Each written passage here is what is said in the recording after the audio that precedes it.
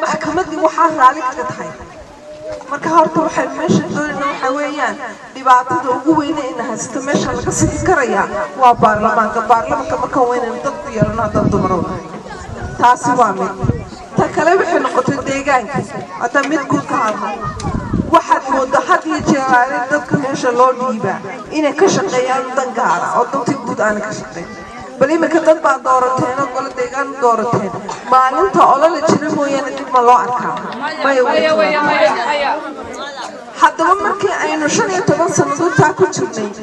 ama 8 sano saa ku jirnay inaynu tii ku celcelinno sax ma habeynata waxa weeyaan in wax isbedel yar keeno oo bedelno mid kalena waxaan doonayaa inaan sheego ilaahdo horta waxa weeyaan tartan iyo doorasho iyo codeyn weeye waxana waqti ku soconaya waqtiga uu soconayana waa waqti aad iyo waxa la soo yahay ma ka badan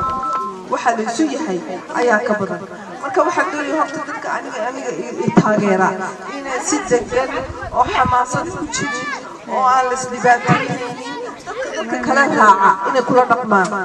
waxa laga yaabaa dhaqankeena fiican inay soo raacaan baa laga yaabaa horta marka mid waa taas ta kale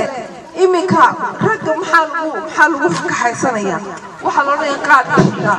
qaadishada xaquuqay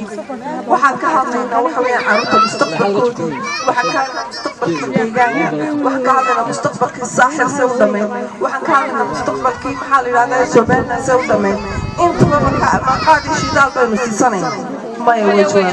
marka waxa weeyaan inaynu had iyo jeer dumarku xuquuq fiican abaabulka dumarku xuquuq fiican inay wastiraan dumarku in lagu laalo dadtooda manay aan dabeecadana mana dhaqankaana mana iyaga abadantooda garanaya marka waxaan filayaa inaynu inta iska muxuu ahaay waxaan arkayaa inay dadku isbedel doonayaan waxaan rajaynayaa in isbedelka ay doonayaan inaan ka qayb qaato waxaan markaa inoo taalo maanta horta olole inooma dhawa oo waxa muxuu ahaa doorashadu waxay dhacaysaa bishan maanta joogto bisheeda sanad bay naga xiga olole doorashadii ololaha marka ay ku jiraan ololahan ay ku jirna waxay la geliyay ragga ay la geliyay iyo warwarka iyo dhibaatada iyo waxaan wadaan bay la geliyay olole inooma joogto inooma dhawa marka waxaanu sameeynaa waxa weeye waxa inoo dhawaa diiwaangelintii baynu doonaynaa inaynu qayb ka qaadano marka waxa weeye qof walba waxaad keeni kartaa 20 qof waxaad keeni kartaa 50 meel ku qora